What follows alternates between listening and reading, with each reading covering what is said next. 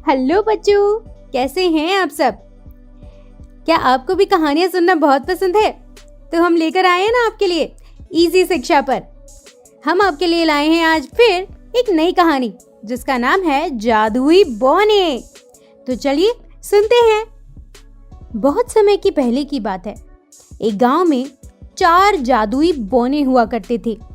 ये बौने पूरे गांव में घूमते और जिस किसी को मदद की जरूरत होती उसकी मदद किया करते। एक दिन ये चारों बौने रोज की तरह गांव में घूम रहे थे। अचानक इनको किसी बच्ची की रोने की आवाज सुनाई दी। जैसे ही बोनों ने अंदर झांक के देखा तो एक प्यारी सी बच्ची कपड़े धोते हुए रो रही थी और पीछे से किसी औरत के चिल्लाने की आवाज आ रही थी। खबरदार, अगर आगे से होमवर्क करने की बात कही तो घर पर बैठो और घर का सारा काम करो। जल्दी ही तुम्हारा स्कूल से नाम भी कटवा दूंगी। और ये कहती हुई वो घर से बाहर चली गई। चारों बौनों ने सोचा कि हमें इस बच्ची की मदद करनी चाहिए। फिर क्या था, उनमें से एक बौना बिल्ली में बदल गया और रसोई में रखा दूध पीने लग गया। जैसे ही लड़की ने बर्तन गिनने की आवाज सुनी तो वो भागकर रसोई में गई और बिल्ली को देखकर बोली, रुक जा बिल्ली, चोरी मत कर। चोरी करना गलत बात होती है। मैं तुझे अलग से दूध दे देती हूँ। अगर मेरी माँ को पता चल गया कि बिल्ली के दूध झूठा कर दिया है तो बिना सोचे समझे पता नहीं क्या क्या सजा देंगी मुझे। ये सुनकर बिल्ली बोली, मुझे आज तक किसी ने ऐसा नहीं बोला। हर कोई मुझे मारकर भगा देता है। तुम बहुत अच्छे दिल की लड़की लगती हो, लेकिन तुम रो क्यों रही थी? बिल्ली के पूछने पर लड़की ने एक दुखी चेहरा बनाते हुए बोला, मेरा नाम शाइनी है और ये मेरी असली माँ नहीं है। ये मेरी सौतेली माँ है।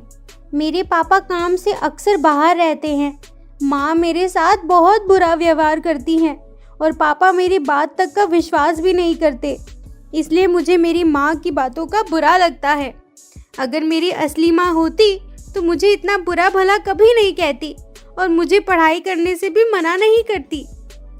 यह सब सुनकर बिल्ली ने दूध खत्म किया और वहां से चली गई और शाइनी अपने काम के लिए जाने लगी। जैसे ही उसने दूसरे कमरे में प्रवेश किया, उसने देखा कि सारा कमरा एकदम साफ था। कपड़े धुलकर प्रेस किए हुए पड़े थे।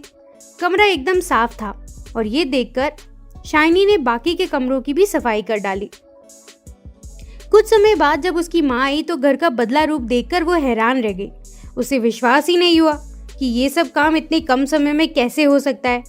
और ये सब जानने के लिए वो अगले दिन शाइनी की माँ ने जानबूझकर पूरे घर में कचरा गिरा दिया और सारे बर्तन गंदे कर दिए और शाइनी को गुस्से में बोली, मैं एक जरूरी काम से बाहर जा रही हूँ।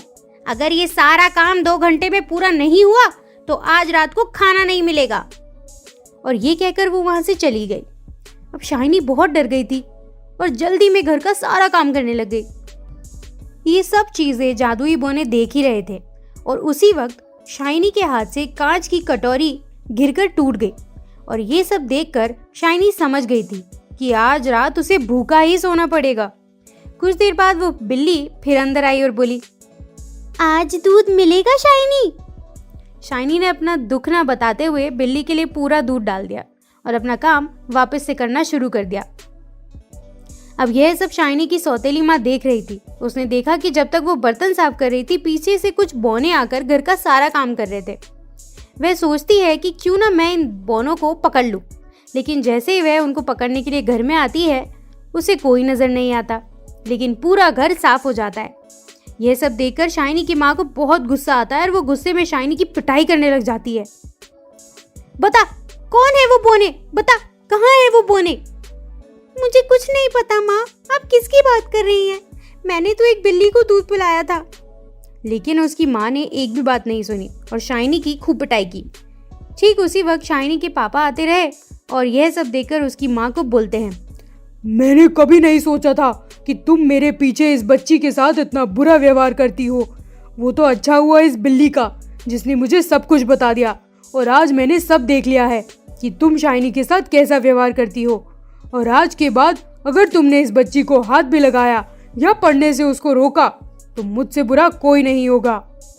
और उस दिन के बाद शाइनी को उसकी माँ ने कभी तंग नहीं किया और शाइनी ने खूब मन लगाकर पढ़ाई भी की। आगे जाकर शाइनी डॉक्टर बनी और उसने कई लोगों का मुफ्त में इलाज किया। तो बच्चों, इस कहानी से हमें क्या शिक्षा मिलती है? यही कि अच्छा करने वालों के साथ हमेशा अच्छा ही होता है।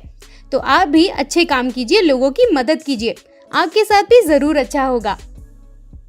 तो कैसी लगी आपको ये कहानी? पसंद आई ना? तो वीडियो को लाइक करिए। और हाँ, अगर ऐसी ही अच्छी अच्छी कहानियाँ सुननी है तो हमारे चैनल को सब्सक्राइब भी कीजिए, ताकि जब भी कोई नई कहानी आए तो आपको एक अपडेट ज़रूर मिल जाए। तो तब तक के लिए बाय बाय।